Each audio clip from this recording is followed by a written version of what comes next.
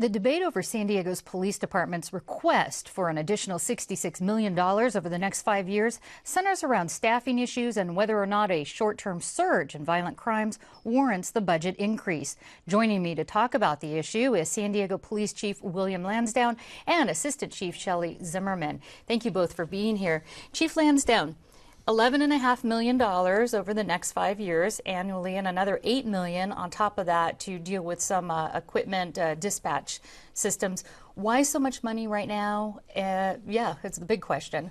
Well, you know, our role in the San Diego Police Department is to provide the best service possible to the community of San Diego, and those demands and the complexity of our job is increasing all the time.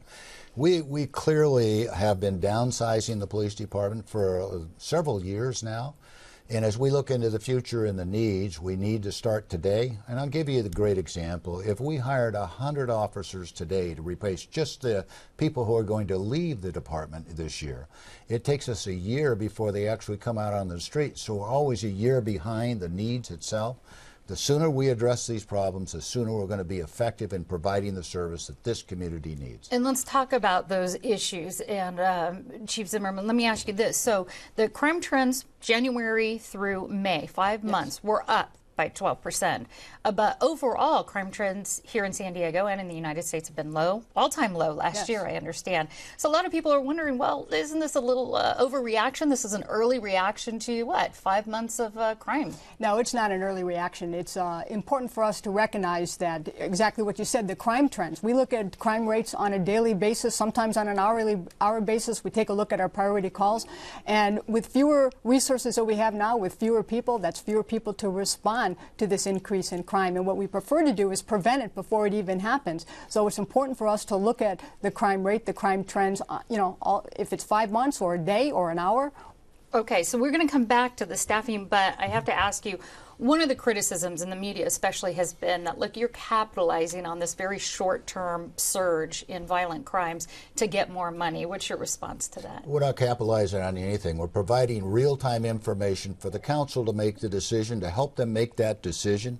And it is very clear that they didn't read the report well. This is about staffing and attrition. This is about the service levels that we provide. And it's not just about the police officers, but it's about the communication staff, which is my most difficult hire. It's the crime lab and all the people that work every single day to provide the best level of service possible. So if you're focusing on crime, you're missing the point of the report. So the point of the report, let's talk about that staffing. 270, I understand, between 260, 70 police officers that have actually left. Many of those during the budget problems, 2 years of budget problems.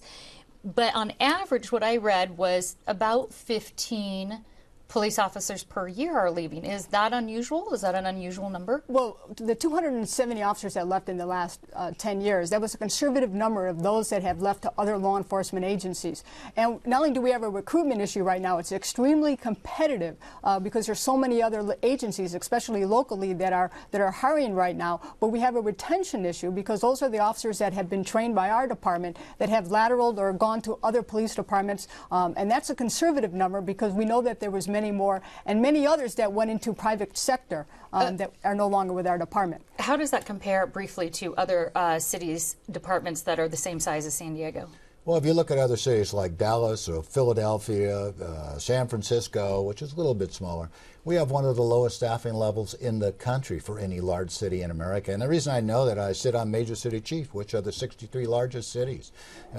We are efficient.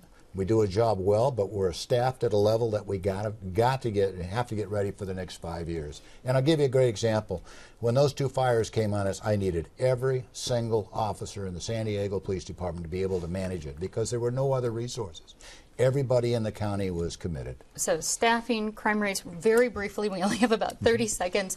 Let me ask you, dispatching, there's some equipment issues that you're really, the $8 million for that. Tell us about what's needed there. Well, let me let Shelley tell me because she's the expert in the equipment. It's a 25-year-old system that's on language, software language to call the COBOL from the 1970s, and our system is prone to failure. Just a few weeks ago, we had an officer calling for help, and the dispatcher couldn't hear the officer because it happened to go down right at that exact moment. And it is prone to failure, and that's just one of many examples where it has gone down. Okay, so these issues will be addressed by the City Council come September. Come September, and they get to make the choice, and we've given them real-time, correct information to help them make that choice. That's what this is all about. All right, Chief Lansdowne, Chief Zimmerman, thanks so much for talking with us. Thank you very much. Thank you.